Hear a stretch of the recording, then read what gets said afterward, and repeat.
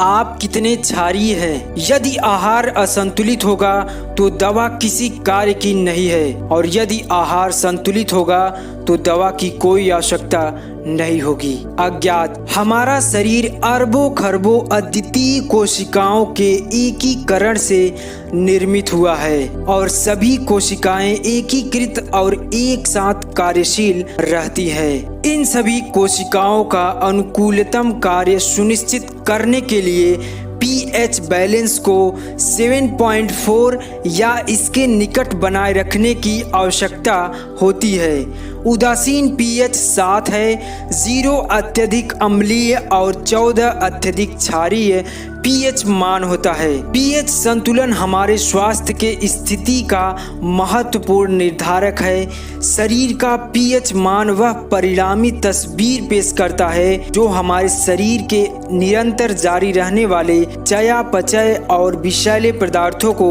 बाहर निकालने वाली प्रक्रियाओं का लेखा जोखा हाट है।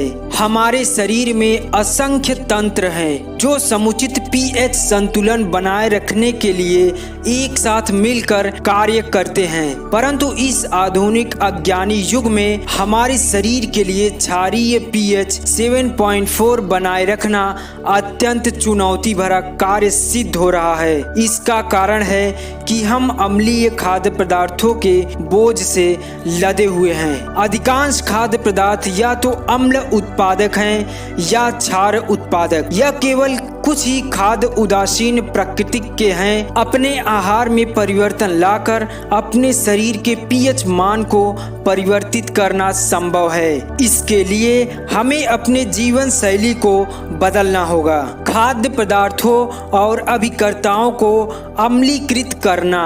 परिष्कृत चीनी सबसे अधिक अम्लीकृत खाद्य पदार्थ है जिसका उपभोग सभी पृथ्वीवासी प्रतिदिन कर रहे हैं। चीनी का सेवन करना धीमी गति से आत्महत्या करने के समान है, और इसके कारण शरीर और मानसिक शक्ति धीरे धीरे समाप्त हो जाती है। इसलिए सभी खाद्य पदार्थों में सबसे अधिक अम्लीकृत खाद्य पदार्थ चीनी युक्त होगा, और कोला, सोडा, लेमनॉइड के साथ साथ और सभी कार्बोनेटेड फिजी पेय इस सूची में सबसे ऊपर हैं। कोक का पीएच मान 2.5 है। 2.5 पीएच के कोक का एक गिलास को उदासीन करने के लिए 10 पीएच वाले क्षारीय पानी का 32 गिलास पीना आवश्यक है। चीनी कोकीन से अधिक व्यसनी पदार्थ है। कोक के एक कैन में 10 चम्मच परिष्कृत चीनी रहता है। जीवन के प्रवाह चार्ट इस प्रकार से आगे बढ़ता है। कोला पीने वाले कोक उच्च इंसुलिन स्तर,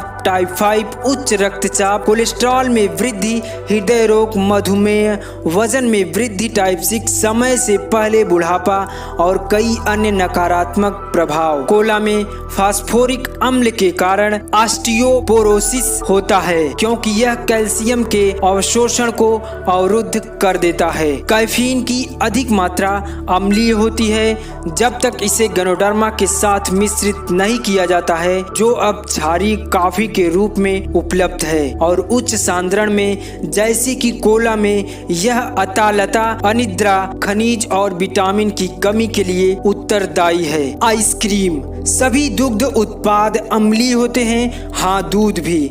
आइसक्रीम में दूध का संकेंद्रित रूप मौजूद रहता है और इसमें विभिन्न प्रकार के योगशील और स्वीटनर्स पदार्थों का इस्तेमाल किया जाता है। वे सभी बलगम मुहासे का निर्माण सेवन करते हैं और ऑस्टियोपोरोटिक और हृदय के दुश्मन होते हैं। क्या करूं यदि मैं अम्लीय हूं? एक अम्लीय संतुलन के परिणाम स्वरूप ट्यूमर कोशिकाएं पनपने और विकसित होने लगेंगी और बीमारियों से लड़ने के सफेद रक्त कोशिकाओं की क्षमता को कमजोर कर देंगी, और इसके साथ ही वे प्रतिरक्षा को कमजोर बना देंगी। कोशिका के माइटोकॉन्ड्रिया के भीतर ऊर्जा के उत्पादन को कम कर देगी और इस प्रकार शरीर के पोषक तत्वों और खनिज लवणों को अवशोषित करने की क्षमता को घटा देंगी, और इसके परिणाम स्वरूप शरीर थकान और बीमार महसूस करने लगेगा। 6.9 pH वाला रक्त आपको कोमा में पहुंचा सकता है, आपका दम फूल सकता है और अंत में आपकी मृत्यु भी हो सकती है।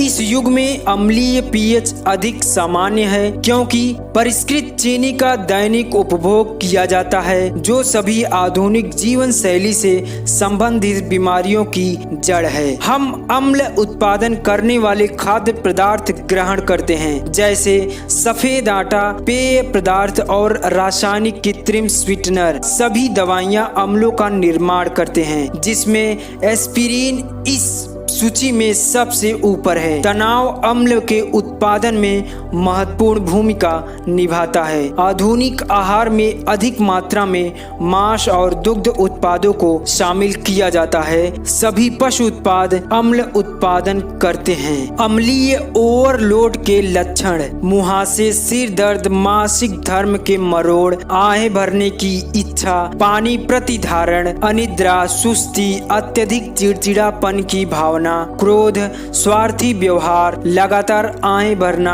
अपर्याप्त ऑक्सीजन अनुभव करना, 20 सेकंड तक सांस रोकने में असमर्थ रहना आदि। पीएच स्ट्रिप्स की मदद से मूत्र के पीएच या लार के पीएच की जांच कर अपने पीएच की स्थिति का पता लगाया जा सकता है। सामान्य रक्त का पीएच 7.4 और सामान्य लार का पीएच 6.5 से 7.0 होता है। यदि लगातार जांच से लार का पीएच 6.5 से कम होता है तो शरीर अम्लीय है। अम्लता के बढ़ने के साथ शरीर कैंसर, मधुमेह, उच्च रक्तचाप और गुर्दे की विफलता को आमंत्रित करता है। कैल्शियम फास्फेट और कैल्शियम कार्बोनेट के रूप में हमारे शरीर में कैल्शियम का विशाल भंडार हमारे हड्डियों और मांसपेशियों में उपलब्ध है। अम्ल से भरे हुए आहार ग्रहण के परिणाम स्वरूप इन्हें पीएच के समस्थापन के लिए हमारे परिसंचरण तंत्र में मुक्त कर दिया जाता है। एक अनुमान के मुताबिक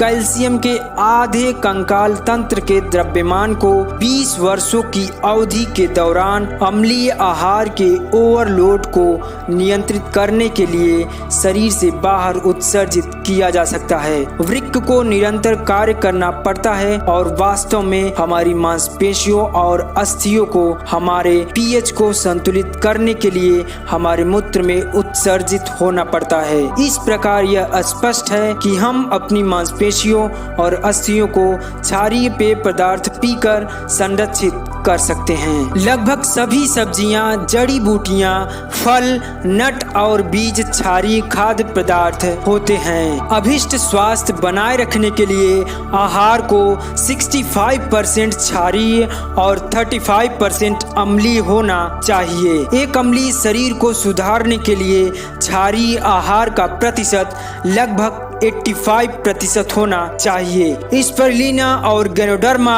अत्यधिक क्षारीय कहे जाते हैं और एक अम्लीय शरीर के क्षारीय कारण के दर को तीव्र कर सकते हैं। निष्कर्ष: उचित शारीरिक पीएच संतुलन बनाए रखना शारीरिक और आध्यात्मिक स्वास्थ्य के लिए सर्वोच्च प्राथमिकता है। 7.4 का क्षारीय पीएच हमारे शरीर की कोशिकाओं और अंगों को प्रसन्न रखता है और उन्हें किसी भी रोग से लड़ने में सक्षम बनाता है। यह क्रोध को समाप्त करता है, शांति प्रदान करता है और सहिष्णुता और शांति का राज्य स्थापित करता है। अम्लीय पीएच व्यक्ति को क्रोधी बना देता है और शांत निर्णय लेने से रोकता है और शरीर में प्रत्येक कोशिका को सुस्त और संतप्त कर देता है। लोग अम्लीय हो सकते हैं, समुदाय अम्लीय हो सकता है, राष्ट्र अम्लीय हो सकता है। सत्ता संभालने वाले लोगों और राष्ट्रों को समग्र रूप से निर्णय लेना चाहिए और उसे कार्य करना चाहिए कि उन्होंने नहीं बनाया होता यदि वे क्षारीय गुण वाले होते।